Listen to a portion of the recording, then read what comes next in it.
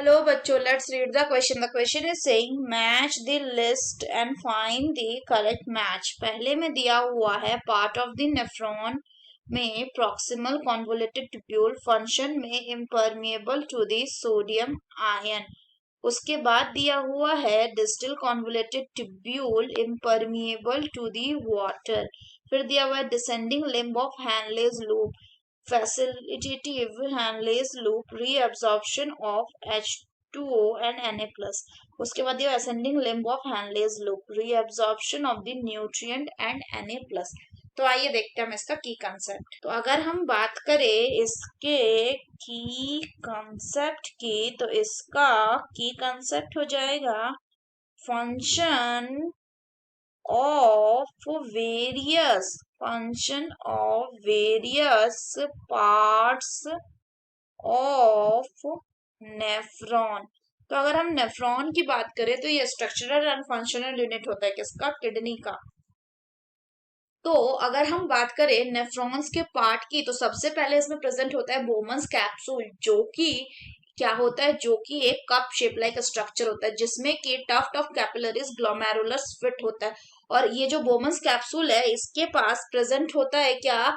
इसका जो epithelial wall है इसमें प्रेजेंट होता है पोडोसाइट विच आर माइन्यूट पोर, जिससे कि फिल्ट्रेशन होता है. तो ये अल्ट्रा फिल्ट्रेशन कराने में हेल्प करता है.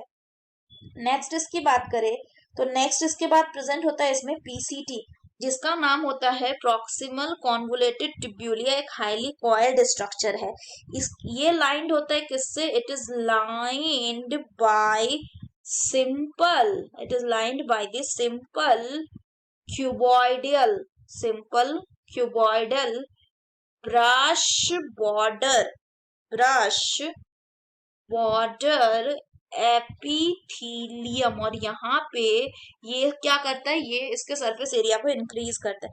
साथ ही अगर हम बात करें तो यहाँ पे around 70 to 80% electrolyte and water का क्या होता है? री एब्जॉर्प्शन होता है. नेक्स्ट अगर हम बात करें तो नेक्स्ट आता है हैनलेज लूप. जो हैनलेज लूप है इसके दो पार्ट होते हैं.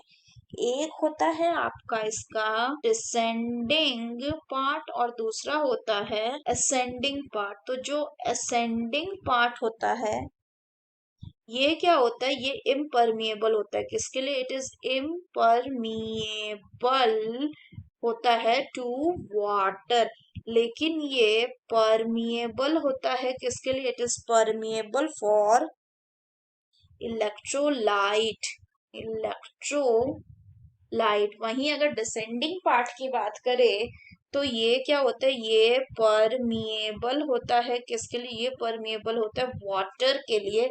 लेकिन ये इम्परमिएबल होता है फॉर इलेक्ट्रोलाइट. इसके बाद आता है आपका डीसीटी यानी डिस्टल कॉन्वोलेटेड ट्यूब्यूल. ये क्या है? ये भी एक हाईली कॉइल्ड स्ट्रक्चर है. यहाँ पे क्या होता है? अगर हम बात तो यहाँ पे कंडीशनल रीअब्जॉर्प्शन होता है. किसका? कंडीशनल रीअब्जॉर्प्शन होता है of sodium ion and water का. साथ ही साथ यहाँ पे HCO3- का भी रीअब्जॉर्प्शन होता है. फर्दर अगर हम बात करें तो यहाँ पे और क्या होता है? इसके अलावा यहाँ पे सिलेक्टिव सिक्रेशन होता है. किस चीज का सिलेक्टिव सिक्रेशन होता है? हाइड्रोजन एंड पोटेशियम आयन का. तो अगर हम बात करें फर्दर तो नेक्स्ट आ जाएगा कलेक्टिंग डक्ट जो है यहाँ पे वाटर का लार्ज अमाउंट में रीअब्जॉर्प्शन होता है. तो अगर हम बात करें दिए गए ऑप्शंस का, तो पहला बोल रहा है प्रॉक्सिमल कॉन्वोलेटेड ट्यूब्यूल. तो प्रॉक्सिमल कॉन्वोलेटेड ट्यूब्यूल में क्या होता है? प्रॉक्सिमल कॉन्वोलेटेड ट्यूब्यूल में 70 to 80% रीअब्जॉर्प्शन होता है. किसका? वाटर का एंड इलेक्ट्रोलाइट का. नेक्स्ट बोल रहा है आपका क्या? Distal convoluted tubule. Distal convoluted tubule जो है ये इम्परमिएबल है वाटर के लिए बोल रहा है, तो ये गलत हो गया क्योंकि डिस्टिल कॉन्वोलेटेड ट्यूब्यूल जो है वहां पे कंडीशनल रीअब्जॉर्प्शन हमें देखने को मिलता है सोडियम आयन एंड वाटर का। नेक्स्ट बोला गया है descending limb of Henle's loop. तो अगर हम डिसेंडिंग लिम्ब की बात करें हैनलेज लूप की, तो ये परमिएबल होता है किसके लिए? वाटर के लिए, बट ये इम्परमिएबल होता है किसके लिए? इलेक्ट्रोलाइट के लिए।